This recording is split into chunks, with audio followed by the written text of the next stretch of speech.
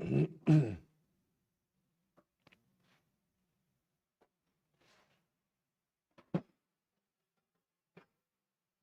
right, Shabbos, say good morning. Let us begin.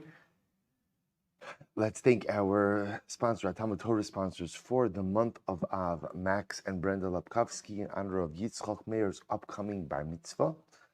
Dr. Riva Mitzner, in commemoration of the first yarzheit of her father, Dr. Larry Schneck, Aryeh Ben Chaim, Zichron Livracha, and Jack Bennett, in honor of Sargent Cumar Tviv, who was killed by a Hamas Anti-Tank Missile on the Gaza border, May 12th, 2021. We hope that in the merit of our Talmud Torah, all of the neshamas will have an aliyah and the families a nechama. With that, let us begin. We have Baruch Hashem, a new parak today ahead of us. Incredibly exciting. Sorry, a little better. Good. Excellent. So let's begin. Today's daf is Chaf Aleph 21, and we are picking up in Meretz Hashem on Chaf Amud Beis 20b at the Mishnah. So the Mishnah says as follows. We've actually referenced this Mishnah before a little bit, but we're going to focus on it in greater depth now into tomorrow as well in Meretz Hashem. If a person sleeps underneath a bed in his sukkah, he has not fulfilled his obligation. So we'll say, let's take a look at Rashi. What's happening over here? Lo yatsa, the ohel mafsik beino l'sukkah, the ikar yeshivas hasukkah achila shtia v'shena. So there's a couple of things happening in this Rashi. So first of all, what's the problem with sleeping underneath the bed inside of the sukkah? So what's the problem? The problem is that you're not sleeping in the sukkah. Essentially, what the Mishnah is looking at it as that the area under the bed is its own ohel. That's an ohel. And therefore, when I sleep under the bed, I'm sleeping in an ohel that is not the sukkah. And therefore, ultimately, again, I'm not yotze. Now, it's interesting that he uses lashon of hayashin tachas hamita.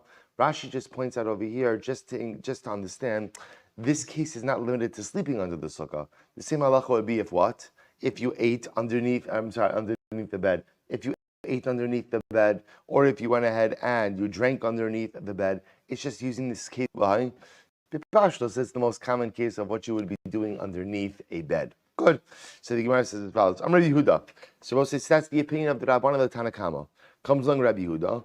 No again hayinu shayinu yishenim tachas hamita b'fnei hazakenim v'lo amru lanu davar. Rabbi Yehuda says, well, the truth is, we used to sleep underneath the bed in the presence of the zakenim, in the presence of the elders, and no one ever said anything to us. V'lo amru lanu davar.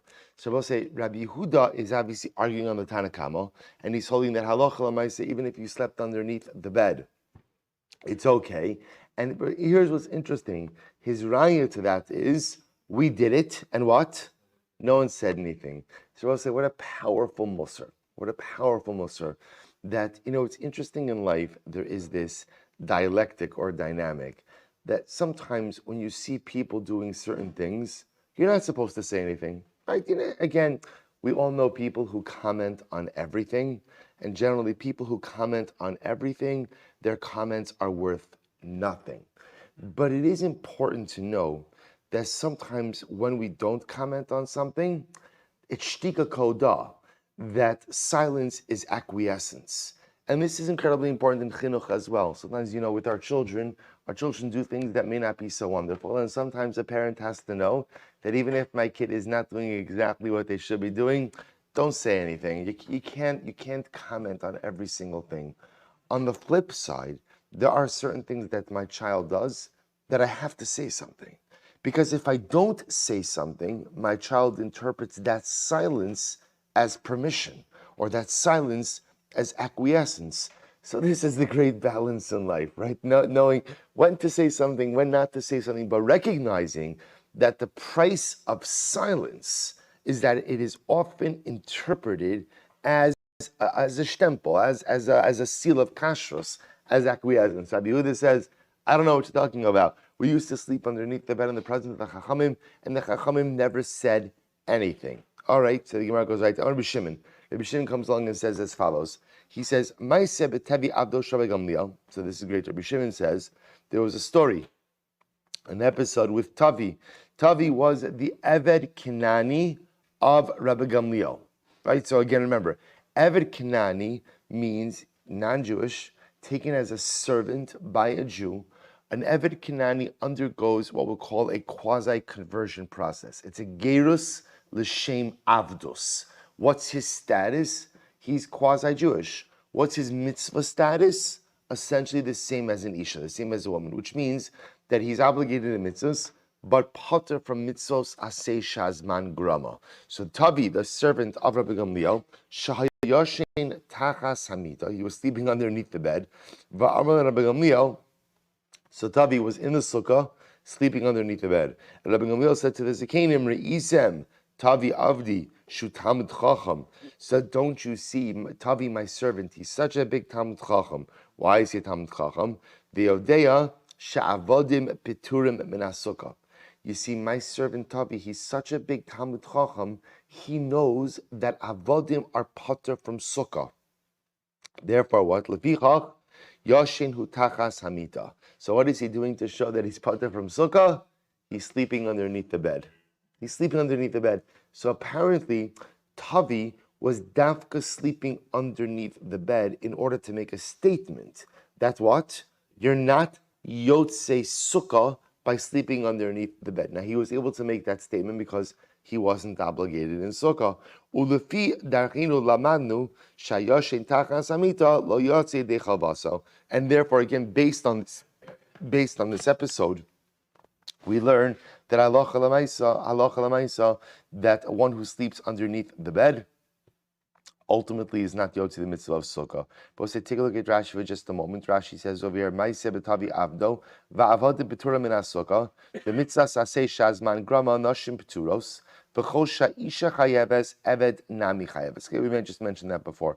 Ulefi dachin lamad. Rashi says, "Kilomar alpha pishalo amar lo."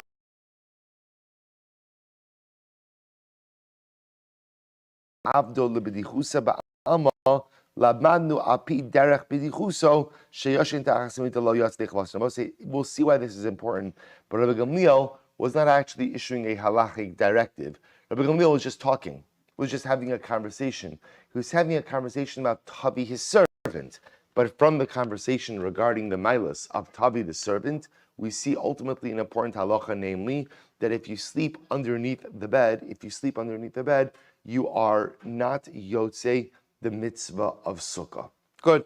So we'll say, so therefore, this is machlokes in Mishnah. Simply put, Tanakama holds that halacha l'maaseh, if a person sleeps underneath the sukkah, they're not yotzei, because you're sleeping in the ohel of the bed, not in the ohel of the sukkah. Rabbi Yehuda holds you are yotzei if you sleep underneath the bed. And again, his raya is that we did this in front of the Chachamim, and no one said anything to us. Rabbi Gamliel brings up his story of Tavi. Good. Says the Gemara. Both say, so this gets very exciting. Says the Gemara. So here's what's interesting. Let's go back for just a moment. Let's assume, what are the minimum dimensions of an ohel? What are the minimum? So let's think about this for just a second. A sukkah, to a certain degree, sometimes it's categorized as an ohel, sometimes it's categorized as a bayis. What are the minimum dimensions of a sukkah? Minimum dimensions, zayin by zayin and 10 tefachim high. So the Gemara comes from the following perspective. If you're going to tell me that sleeping underneath a bed is problematic because the bed effectively is an ohel, and therefore you're sleeping in the ohel of the bed, not the ohel of the sukkah, then what should the bed require? 10 tefachim of height. Now the Gemara is working under the assumption the bed doesn't have 10. Now I will say not that 10 tefachim of height is so much later. A tefach is 3 inches, right? Approximately 3 inches. Hey, so remember again, it's not like you're dealing with so much height, but pashtos, there's not 10 tefachim of airspace underneath the bed. To which the Gemara is v'halaka asara tirgema Shmuel b'mita asara. Shmuel comes to the rescue and he says, no, he's talking about a bed that has 10 tefachim. Okay, so that's the case of the Mishnah, where the area underneath the bed has 10 tefachim of height, therefore it constitutes an ohel. Tanan Hassam, so I'll say this is a fascinating sugya. So we learn there, the Gemara says in Meseches Oholos, Echad chor shecharuhu mayim. So we'll say, listen to this case. We're talking over here about open areas that were hollowed out naturally. So for example, let's say you have a chor. Chor is a hole But if you could imagine, what we're really imagining of is not just a hole, but what's the right word? Like a crevice, a cavity, an open area that was hollowed out by water, oshratzim, or an area that was burrowed out, let's say by animals, oshachaltu malachas, or an area that was hollowed out by minerals, like the rim minerals themselves eroded the dirt. Midbach avarim. So too again, if you have a pile of stones, and the way the stones fell was that there is a natural opening, a natural cavity inside of the stones. Or the Gemara says, savar shel koros, or you have a stack of boards, but the way the boards are stacked is that there is an internal open area, an internal cavity. So we'll say, so just the imagery that's being pointed over here is an open area that was created naturally, right? Naturally. So what's the halacha? Mahil al hatuma. All of these areas serve as an ohel for tumah purposes. So let's take a step back for just a moment. Remember Hilchos Tumah 101, which is how does tumah spread? Up. Well, the truth is, up and out, depending on where the tumah is housed, right? But let's say if you have tumah in a container, right? So that container, so everything depends on what? Space above the tumah. What's the halacha? If you have a tefach or more of space above the tumah, then what happens? Tumah is contained. Now, it's true the tumah is contained, but what does happen to the tumah? It spreads out, right? It goes to the sides. Less space on top of the tumah ola ubakas will go up. The case over here is as follows. You have tumah contained in a cavity, right? In an area that was naturally formed. So that's all of these cases, right? You have an area that was hollowed out by water, or an area that was hollowed out by animals, or by minerals, or stones fell, and they created a natural cavity. And you have tumah inside of it. So the Gemara says, Ma'il ala tumah. Fine. That naturally made cavity could act as an OL, which then means what? If there's a tefach of space between the tumah and the top of the cavity, the top of the enclosure, the tumah is contained. Beautiful. Rabbi Huda Omer, no. Rabbi Huda disagrees. He says, listen to this rule. Kol ohel she'eno asui b'dei adam eno ohel. This is incredible. Rabbi Huda holds that in order for an ohel to contain tumah, it must be man-made. And if it's not man-made, it does not contain tumah, even if what? There's a tefach of space. Right? An incredible halacha. So my time with Rabbi Huda, what's Rabbi Huda's logic? Top of Chaf Aleph, Yalif ohel mi mishkan. Both says incredible. He learns that Gzera Shava of ohel from Mishkan. Sivhach, it says over here, Zos Torah Sa'adam Kiya Muspa Ohel. So it says by the pasuk in Tumah, Parshas Succah, right? These are the halachos if a person will die inside of an ohel, Tumas ohel, uksiv hasam, and he quotes over here the pasuk from Vayifros Esa Ohel Al HaMishkan Shmos, right? He went ahead and he placed the ohel over the Mishkan. We'll say, in this context, ohel actually means the roof of the Mishkan. He placed the roof over the Mishkan. Ma lahalon. So we'll say, just like ohel by the Mishkan, ma lahalon bidei adam, afkan bidei adam. Just like over here, right, by the Mishkan itself. This is a Mishkan that is man-made.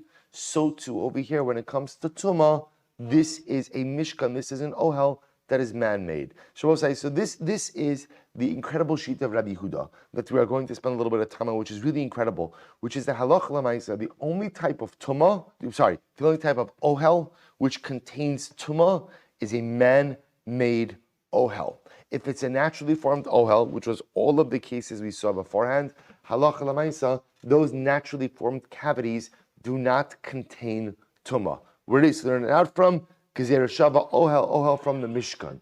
Just like the Mishkan was man-made, so too an ohel which contains tumah must be man-made as well. Incredible. V'Rabbanan, ohel, riba. So we'll say, the Rabbanan will say that the repeated use of the word ohel comes to include what?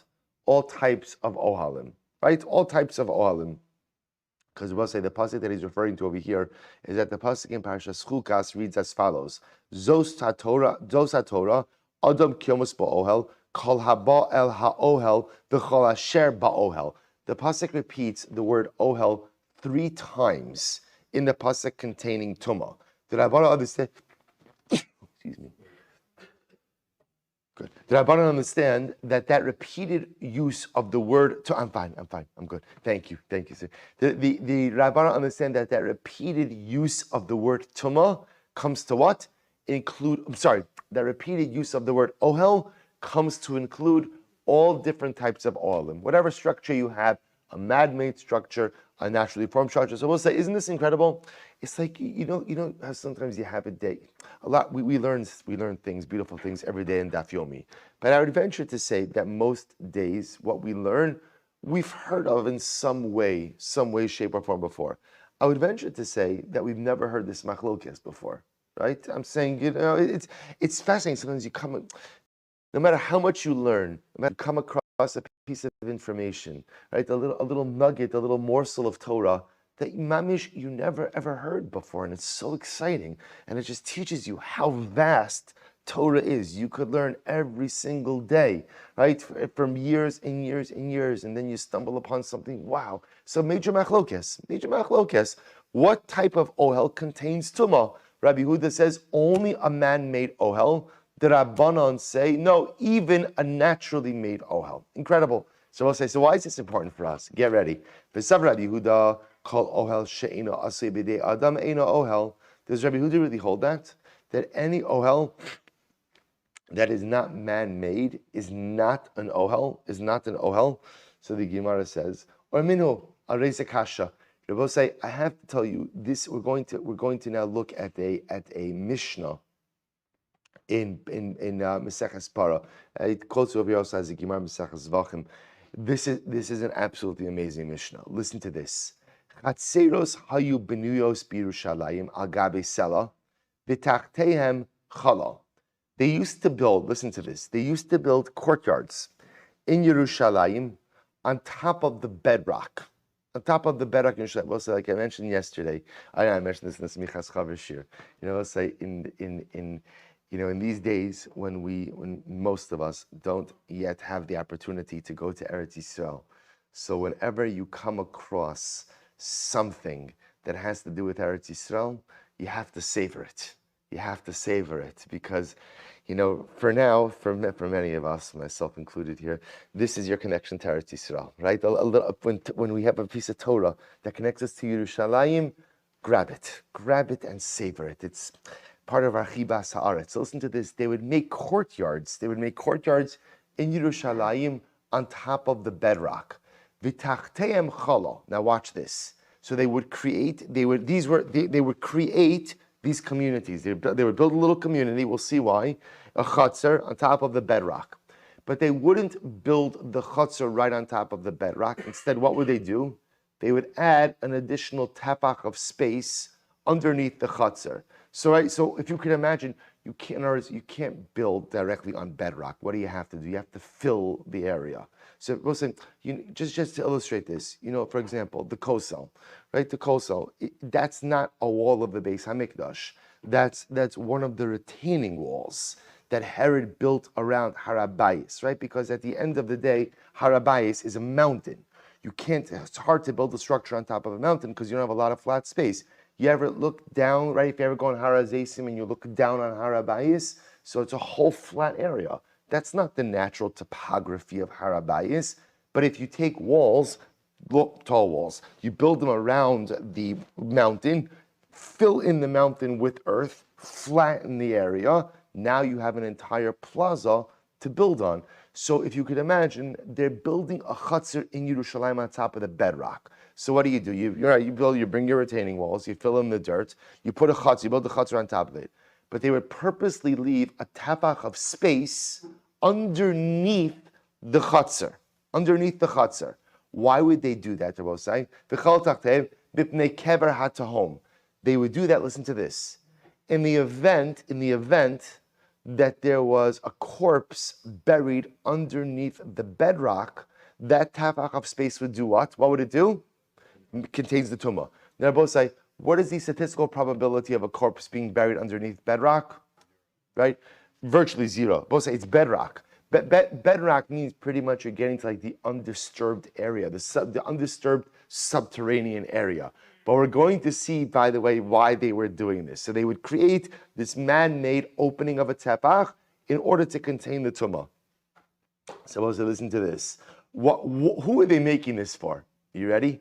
Umavian nashim ubros violdos sham. They would go ahead and bring pregnant women to live there, and the women would give birth there. Umegadlos benehem sham lepara, and they would raise children there. For these children, their mission, their job, was to be involved in the process of para aduma.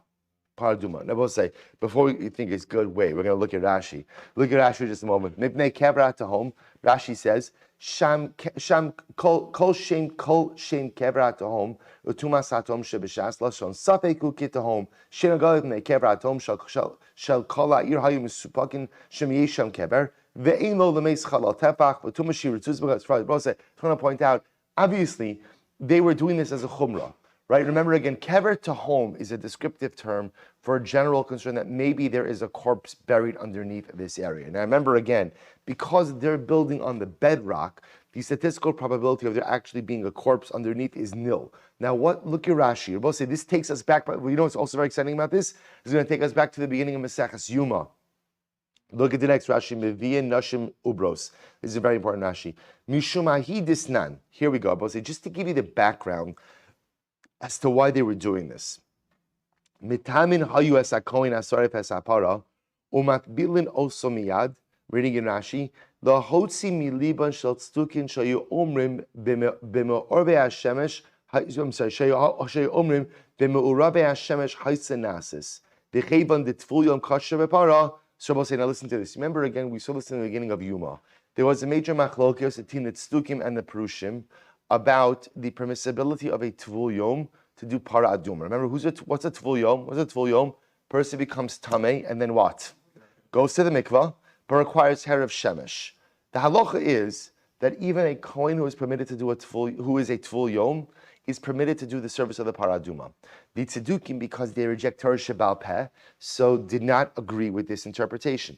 So they did something dramatic in the Beis Hamikdash. To show that the tzedukim were wrong, what would they do? They would be metame the kohen who was doing the paraduma on the day he was to do the service. They would immerse him, and they would dafka have him do the paraduma service as a tvul yom. To show, to make a dramatic statement that the tzdukim are wrong. Now, the problem with that is that what? What's the reverse concern? Now, for letting a kohen who's a tvul yom do the service of the paraduma, people may end up treating the service of paraduma lightly. So let's remember what was the countermeasure? They were ridiculously machmir in every other area, right? Remember again, they would sequester the kohen. 2 times we sequester a kohen. It's for Yom Kippur, for paraduma. They would only use what? Remember again, what kind of utensils? Little chazara? Stone and dung utensils, which are not mekabel tuma. So what's interesting is they were quote unquote mekel, although it's not really a kula, but they were metame and allowed them to be a tvul yom, but then imposed every other chumrah on the other end in order to maintain the proper, what's the right word?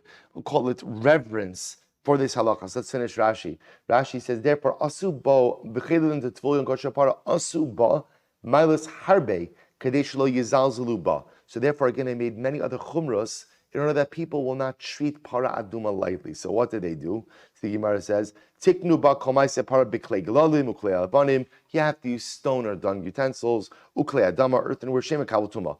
Vakoin hasarfa hiskiku leprishas shivas yamim. The kohen who was going to do the avodah was sequestered for 7 days. Ve'ein echav hakohanim nogin bo. No one was allowed to touch him. Kidamina parakama diyuma. Va'omer mar mazir alav kol shiva. They would sprinkle upon him waters of paraduma all 7 days. The Gemara says, v'tiknu shitunokos halalu memalin mayim lekadish bar mechatos mishum mala tiknu shi tahora mikol tuma b'dosef t'shninu ad. You're supposed to listen to this. So part of the maila, part of the chumrah that they imposed on paraduma was what? Only these kids, only these children who were raised in this special chutzner were the ones. Now, what was their job? Their job was to go ahead and draw the water from the Shiloach spring, right? The water for the, also if you ever take the Ir David tours, when you walk through the water tunnels, that water comes from the Shiloach, right? So you go ahead and the children who drew that water were these children from this chatzar. This was part of the Maila of Para Aduma. So the Gemara says, "Ubitosepta shaninu ad shiyu b'nei shiva u'b'nei shmona shana megadlin osan v'lo yoser shalo ra'u keri." Children who were raised in this specialized chatzar were only there until the age of 7 or 8. Because after 7 or 8, again, we assume that up until the age of 7 or 8, we assume that a child does not experience any type of seminal emission. But already after 7 or 8, there's the possibility of seminal emission. Therefore, the child could easily become tamei in other ways. So we'll say, so this was the chatzar of the kids of Para Aduma. Yeah, absolutely incredible. So the Gemara says, go back to the Gemara. So what would happen? So they would take pregnant women, right, bring them there. The women would give birth. They would raise the kids there. And what would happen? Umegadlos b'nehem sham lepara.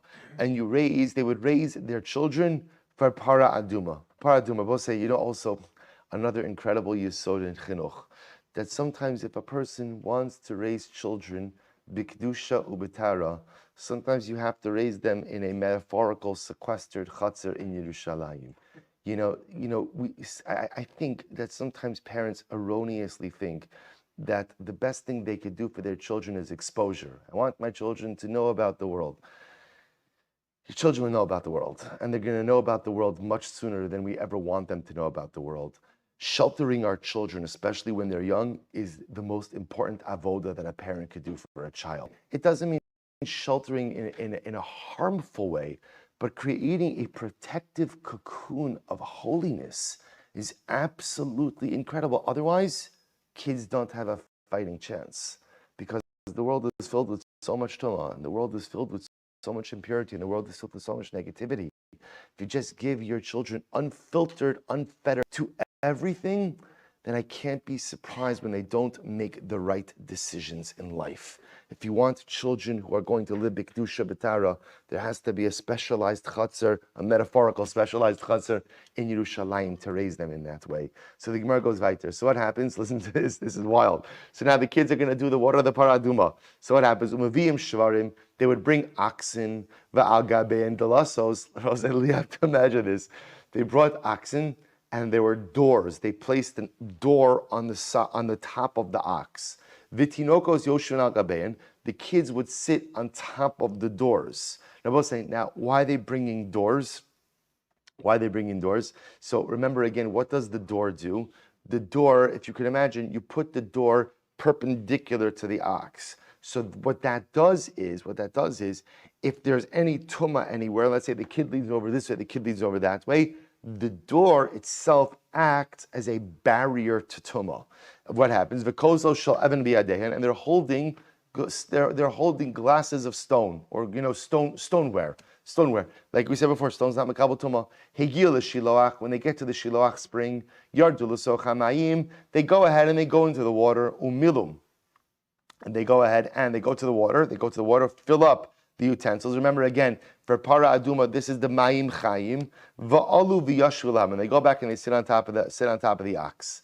Rabbi Yossi Omer, no, they wouldn't get off the ox. Rather, mimkoma hayim b'shalshel umemali b'mei kever atom. No, we don't want those kids getting off the ox, because they'll say, what happens after you get off the ox? Everyone knows. The moment you get off the ox, anything could happen. Anything could happen after you. Stay on the ox. Good eights in life. Stay on the ox. And therefore, again, what would they do? They would lower the utensils from the top of the ox, draw the water like that. I will say, also such an incredible yesod. In life, you could plan, then suddenly you get off the ox.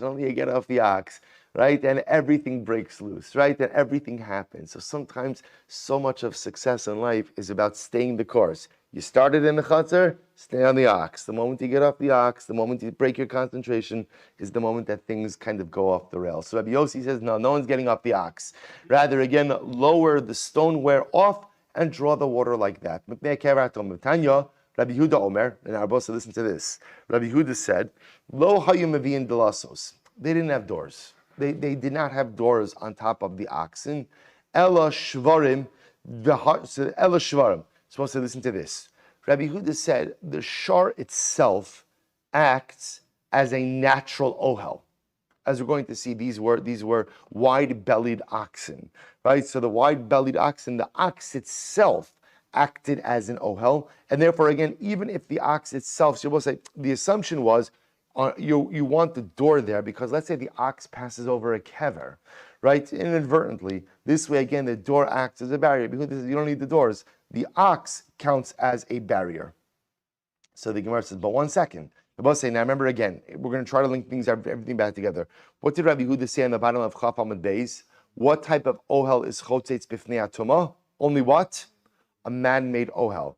The Gemara says, v'hashvarim da'ohel sheina asei b'dei adamu v'katani Rabbi Yehuda Amar lo hayim mavin delasas ala shvarim. But one second, Rabbi Yehuda, you said that only a man-made ohel has the ability to be chotzetz b'fnei hatumah, to serve as a barrier, and yet obviously an ox is not a man-made tumah. So what's going on over here? Ki asur Rabbi Dimi Amar Rabbi Lazar Modi Rabbi Yehuda Kimale Egrof. But say, listen to this. Rabbi Yehuda holds that in fact, if the cavity, if the open area, or we'll call it, if the ohel is at least the size of an egrof. Now we'll say Rashi says egrof literally means what? A fist. Rashi says what it actually means is the size of a head, the size of the head, right? If the oil itself is at least the size of a head, halacha l'maisa, even Rabbi Yehuda holds that if it's naturally formed, it'll be chotzetz b'fnei hatumah. In other words, then when Rabbi Yehuda said that a naturally formed ohel is not chotzetz b'fnei hatumah, he meant only if it's smaller than the size of a head. But halacha l'maisa, if it's a head or larger, even Rabbi Yehuda would agree that a man-made ohel, that a naturally formed ohel is chotzetz b'fnei hatumah. We have a brayso that supports this. Umod Rabbi Yehuda b'shkifin u'b'nikiki aslaim. So we'll say that Rabbi Yehuda agrees with shkifin. Rashi says shkifin are slam hanofim. If you have boulders that fall, right, and the boulders fall, and the way they fall on top of each other is they create a cavity. Rabbi Yehuda holds that naturally formed cavity, if more than the size of a head, or we'll use lashon of egrof, halacha l'maisa, that will work. That'll be a ohel, which is chotzetz b'fnei hatumah. So we'll say a little bit of a qualification to Rabbi Yehuda shita.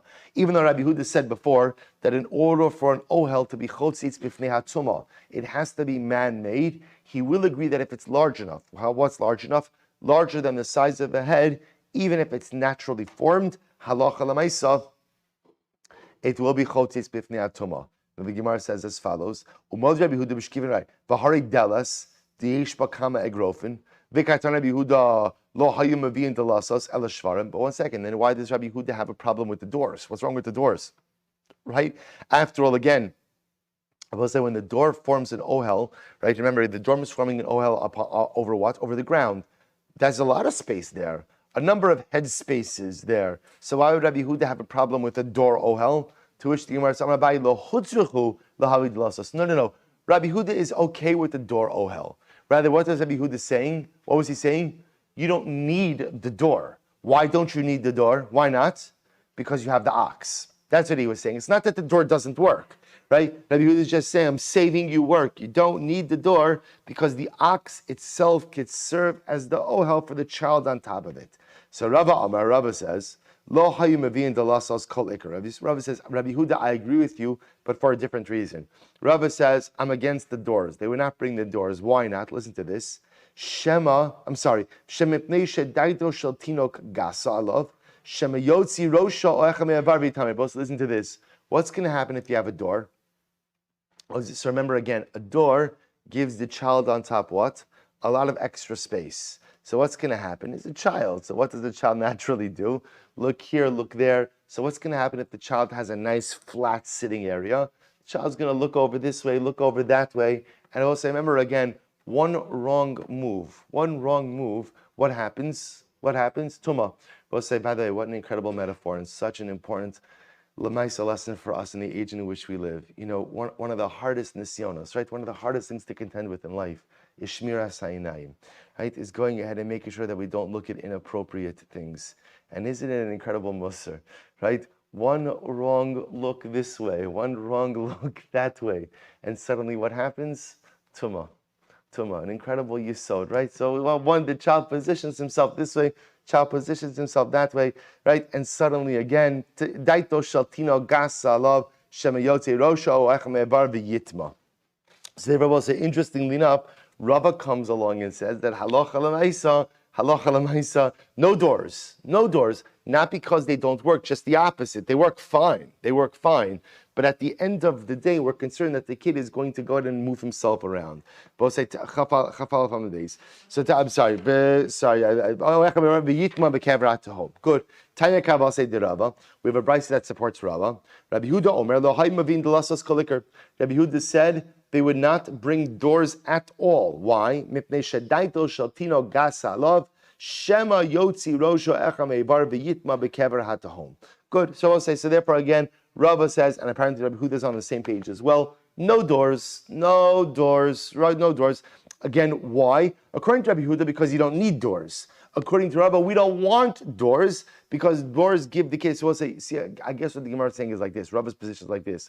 When a child is sitting on top of the ox, I guess, and I've never ridden an ox, but I have to imagine, it's on my bucket list, but I have to imagine as follows, which is you're sitting there because as a child, you're unsure of your, right, it's not so stable. Because it's not so stable, what don't you do?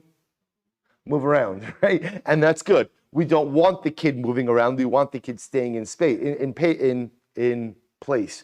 Because again, one wrong move, you reach over, suddenly again, the child can become tameh.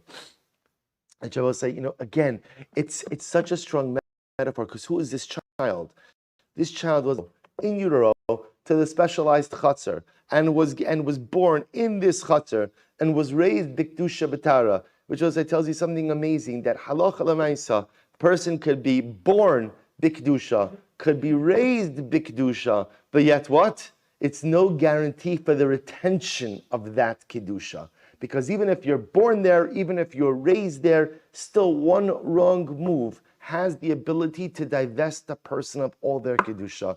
We'll say, isn't it maisim b'chol yom for so many of us? I work so hard, and then I make a mistake. And what happens with a mistake? Again, see what happens.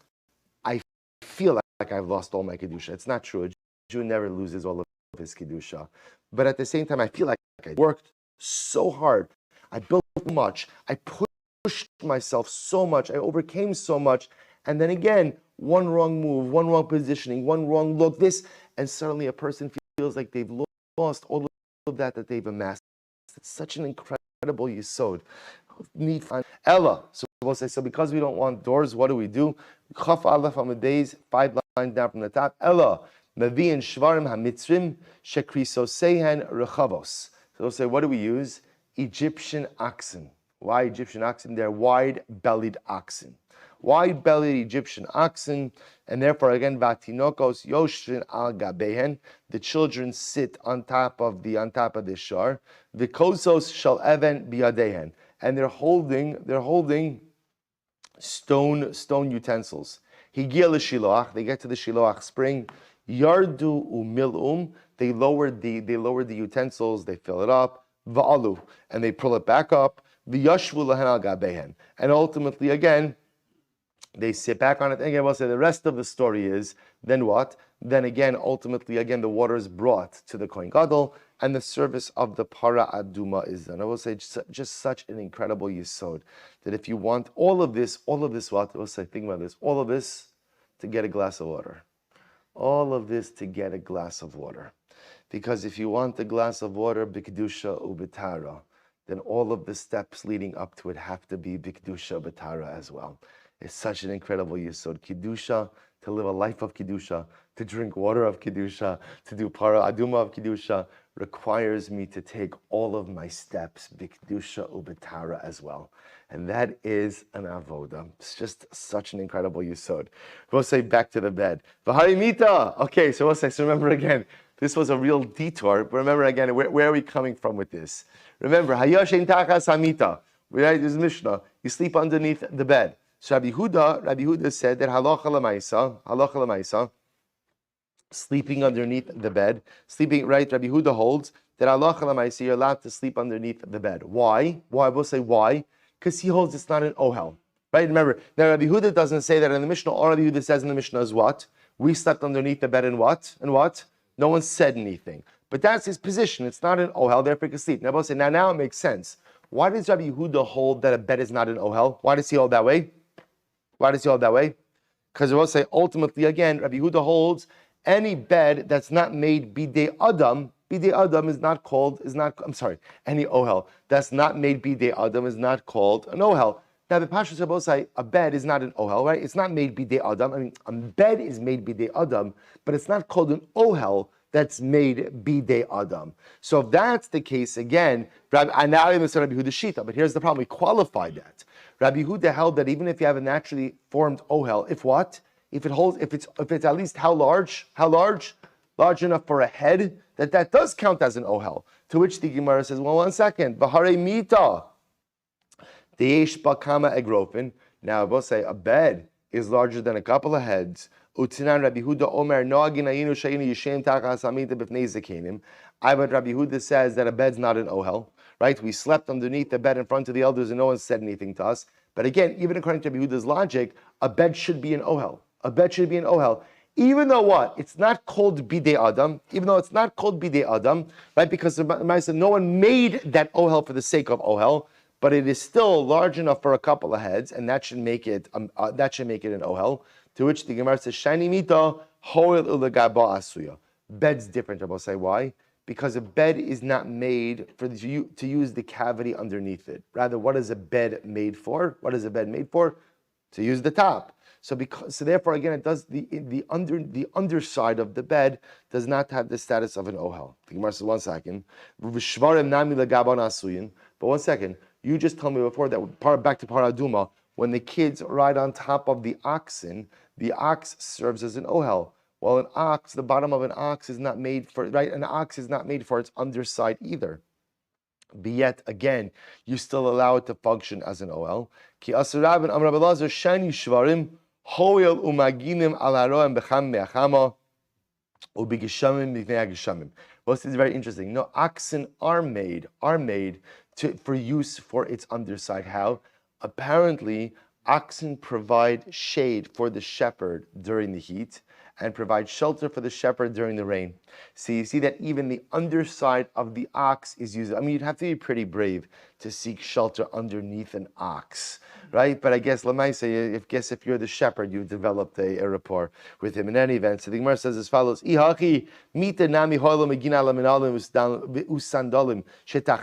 but once it can be the same argument about the bed. The underside of the bed is also used. When is it used? How is it used?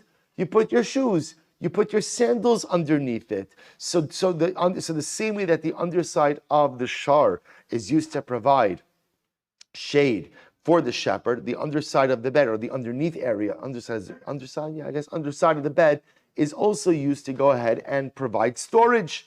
To which the Gemara says, Allah Amarava, Shani Shvarim. So the Gemara says, Hoyel Asuyim Lahagin al B'nei Ayim Shalahem. The Bible said, this is very interesting. Shvarim are different because ultimately, again, the shar, the top of the shar, really what it's saying is the skeleton of the shar is there to protect its kishkas, right? The inner organs of the shar. Shne'emar, Ar ubasar talbisheni, ubatzamos begidim tisochecheni. So we'll say, when it comes to the skeleton, the atzamas, it uses the lashon of tisochecheni. A sukkah. Right? Pasuk from Eov. So you see from here that the skeleton of the shar is considered to be like the roof, like the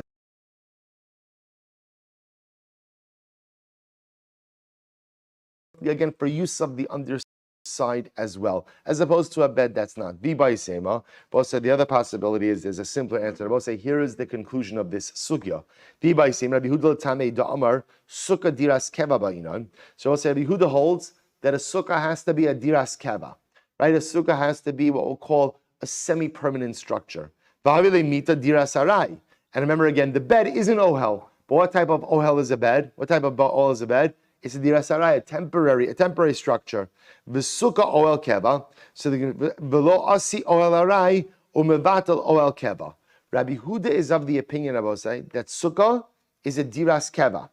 Bed, or the underside of the bed, is an ohel harai. And an ohel harai cannot go ahead and what? Overtake or usurp an ohel keva. Therefore, when you sleep under the bed, essentially in Rabbi Yehuda's model, the bed is batal to the sukkah. Rabbi Shimon, the Gemara says, Rabbi Shimon nami savar diras sukkah diras keva ba'inon. But Rabbi Shimon holds. Rabbi Shimon also agrees with Rabbi Yehuda, namely that the sukkah must be a semi-permanent structure. Ve'asi oel aray mevatal oel keva. But yet, Rabbi Shimon is of the opinion that if you sleep underneath the bed, then what? You're not yotzei sukkah. Why? Because we consider it as if you're sleeping underneath the sukkah sarai, the diras sarai of the bed, and not underneath the diras keva of the sukkah. Tushim says, you're right. Baha pligi. That's gufa the machlokas. Rabbi say, this is the machlokas. Mar savar asi ohel arai mavatal ohel keva, umar savar lo asi ohel arai umavatal ohel keva. Rabbi say, that is the machlokas. So Rabbi say, bottom line is, everyone is going to agree that the area underneath the bed is an ohel. So what's the machlokas? The machlokas is, does the ohel arai of sukkah is the ohel arai of mita mevatel the ohel keva or the diras keva of sukkah? Rabbi Yehuda holds it is not, and therefore if you sleep underneath the bed, you are still yotzei, and Rabbi Shimon says it is, and therefore if you sleep underneath the bed, you are not yotzei. We both say we'll see the halacha. We're not going to have time today, but I'll show you the halacha l'maisa with bed a little bit later on. But I'll say, but you have to admit that piece on paraduma riveting. No, riveting.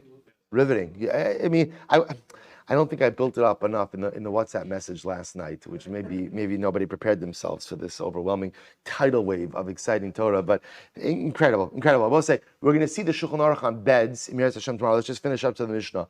I'm Rabbi Shimon, Maiseh b'tavi abdo. So remember again, Rabbi Shimon then speaking about, Rabbi Shimon was talking about the story of Tavi, the servant of Rabbi Gamliel, right? And Tavi Dafka slept underneath the bed in order to show that ultimately, again, one is not yotzei the mitzvah of sukkah while sleeping underneath the bed. So the Gemara says, Tanya Rabbi Shimon, Misichasol Rabbi Gamliel lamadu shnei devarim. Rabbi Shimon says, as Saz Bryce says, a little bit different than the Mishnah, from the conversation of Rabbi Gamliel, we learned two things. Number one, lamadnu shavadim p'turim min sukkah.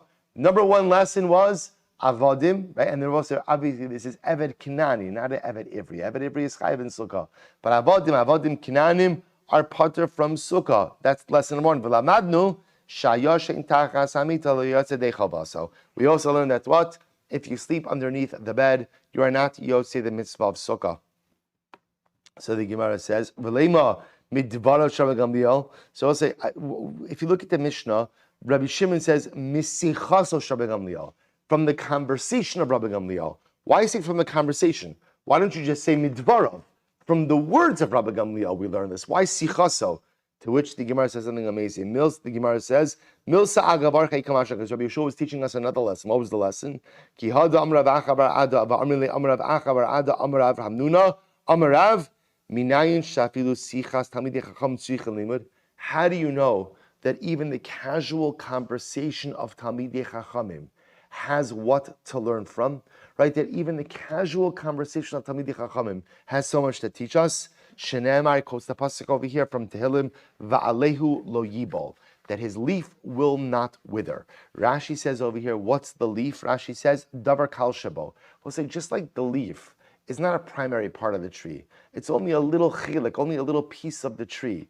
But the leaf doesn't wither, so too even the little things which come from Talmidei Chacham, the little things are reference to what?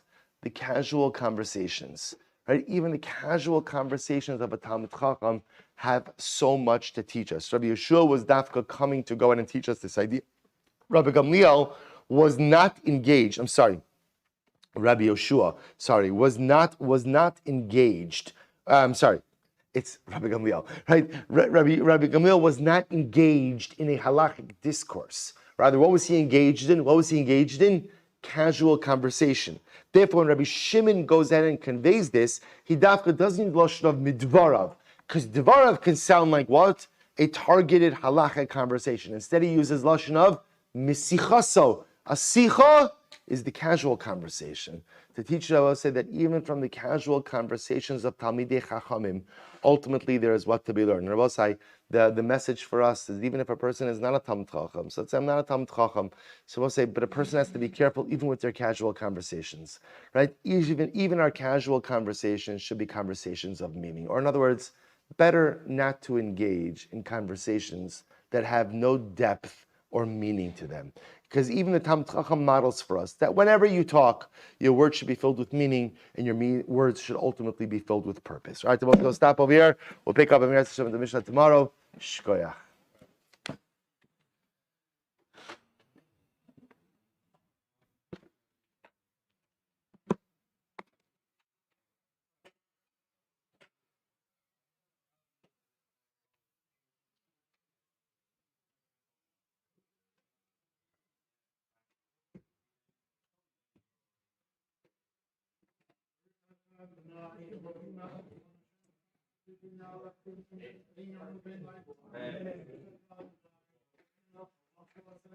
Bennett.